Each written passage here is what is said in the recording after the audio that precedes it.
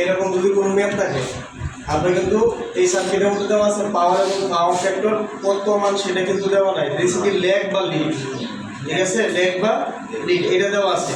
তাইলে এখন এই যে পাওয়ার যেটা আছে এবং এই যে কারেন্ট আছে, কারেন্টের মধ্যে কিন্তু অ্যাঙ্গেলটা আছে, বাট ভোল্টেজের মধ্যে কিন্তু অ্যাঙ্গেল 0, ঠিক আছে। তাহলে আমি এখান থেকে পাওয়ার ফ্যাক্টর অ্যাঙ্গেলটা পাই যাবো। তাহলে আমরা কি জানি, মানে পি ইকুয়াল টু কি এটা লিখতে পারি না, বি আই কস থিটা, কি বলেন, a equal to b i cos theta, ঠিক আছে। তাহলে এখন পাওয়ারটা দেওয়া আছে কত বলেন 300, ঠিক আছে। ভোল্টেজ দেওয়া আছে কত 120, কারেন্ট কত দেওয়া আছে বলেন 3, ঠিক আছে। আর অ্যাঙ্গেল কত বলেন 0 minus theta, cos theta B minus cos theta আয় না, হ্যাঁ, তার মানে কি minus theta, cos minus theta মানে থিটাই লেখা যায়, কি বলেন। তাহলে এটা আমরা লিখতে পারছি cos থিটা। তাহলে এখন দেখেন, তাহলে সুতরাং থিটা ইকুয়াল টু কি লেখা যাবে cos ইনভার্স, তাহলে এর কত 300 বাদ কত এটা নিচে চলে আসবে না, 120 ইনটু কত 3, ক্যালকুলেটরে করেন কত আসে দেখেন। 33.55, আচ্ছা 33.55 মানে তাহলে 6 লেখা যায়। তাহলে আমরা অ্যাঙ্গেলটা পাই গেছি, কি বলেন, অ্যাঙ্গেলটা পাইছিলাম। আচ্ছা তাহলে একটা জিনিস খেয়াল করে দেখেন, তাহলে ভোল্টেজ আছে কারেন্ট আছে, ভোল্টেজ আছে কারেন্ট আছে, তাহলে আমরা ইম্পিডেন্স পাই যাবো। যেহেতু এটা সিরিজ সার্কিট, তাহলে একটা কথা মনে রাখবেন, এরকম যদি সিরিজ সার্কিট হয় তাহলে ইম্পিডেন্স নির্ণয় করবেন, আর যদি প্যারালাল সার্কিট হয় তাহলে কি নির্ণয় করবেন, অ্যাডমিটেন্স। তাইলে সহজ, এই যে সার্কিটটা আছে এটা অ্যাডমিটেন্স বের করবেন আর এটা কি ইম্পিডেন্স বের করবেন, তাইলে অঙ্ক সহজ হয়ে যাবে। তাহলে দেখেন, তাহলে ইম্পিডেন্স জেড ইকুয়াল টু আমরা কি জানি বি বাই আই, তাহলে বি আছে কত 120, অ্যাঙ্গেল কত 0, আই আছে কত বলেন অ্যাঙ্গেল অফ 3.6, অ্যাঙ্গেল কত 36.6, তাহলে কত আসে এটা ক্যালকুলেটর করে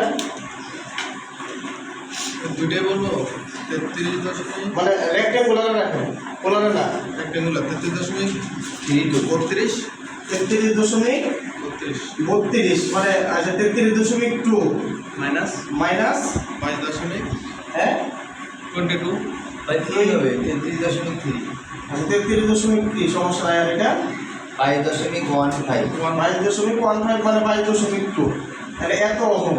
তাহলে একটা জিনিস খেয়াল করে দেখেন, এটা হচ্ছে রেজিস্ট্যান্স, ঠিক আছে, আর এটা কি মানে ক্যাপাসিটি রিঅ্যাকট্যান্স, ঠিক আছে, ক্যাপাসিটি রিঅ্যাকট্যান্স। তাহলে আমাকে বলছে কি এলিমেন্ট বের করা, সিরিজ এলিমেন্ট, তার মানে এলিমেন্ট কি কি থাকে, ইন্ডাকট্যান্স, রেজিস্ট্যান্স, ইন্ডাকট্যান্স, ক্যাপাসিট্যান্স।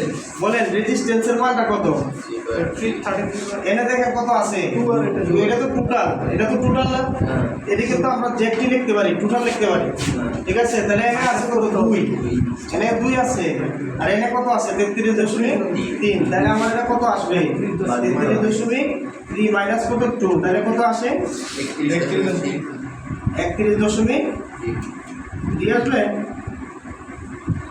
কত আসছে, হ্যাঁ ঠিক আছে, 31.3, তাহলে এত ওহম, এটা একটা আনসার। তাহলে এটা কি ক্যাপাসিটিভ রিঅ্যাকট্যান্স, এটা ক্যাপাসিটিভ রিঅ্যাকট্যান্স, তাহলে সেই ক্ষেত্রে এটা কি এক্সি, তাহলে এক্সি কত মানে 22.2, তাহলে সুতরাং এক্সি ইকুয়াল টু আমরা কি জানি 2 পাই এফসি, তাই না, ইকুয়াল টু কত 22.2, তাহলে সুতরাং সি ইকুয়াল টু কত লিখতে পারবো, তাহলে 1/2 পাই ইন্টু এফ এর মান কত, যেহেতু দেওয়া নাই তার মানে কত 50, ঠিক আছে। আর এটা কত আসবে ইন্টু কত 22.2, তাহলে কত আসে, এটা কত আসে হচ্ছে 1.43 মিলি। এই একটা জিনিস খেয়াল করেন, এটা আমরা একটা জিনিস ভুল করছি, কি ভুলটা করছি দেখেন, সার্কিটের পাওয়ার ফ্যাক্টর কোনটা ল্যাগিং, যেহেতু ল্যাগিং আছে তাহলে এটা কি মাইনাস না, এটা কি হয়ে যাবে মাইনাস হয়ে যাবে, কিন্তু হ্যাঁ সার্কিট পাওয়ার ফ্যাক্টর কি ল্যাগিং, তাহলে এটা কি হয়ে যাবে তো প্লাস আসবে, তাহলে রেজিস্ট্যান্সের অংশ ঠিক আছে, হ্যাঁ তাহলে এটা আর সি হবে না, এটা কি হবে বলেন, এটা আসবে কি এক্সেল আসবে, এমনি তো বোঝানো যাচ্ছে ল্যাগিং বলে, ল্যাগিং পাওয়ার ফ্যাক্টর বলা আছে এক্সেল, এক্সেল ইকুয়াল টু কত লেখা যাবে 2 পাই এফএল, তার মানে কত 22.2, তাহলে সুতরাং এল ইকুয়াল টু কত লেখা যাবে মানে 22.2 ভাগ কত 2 পাই ইন্টু এফ এর মান কত 50, তাহলে কত আসে 0.07,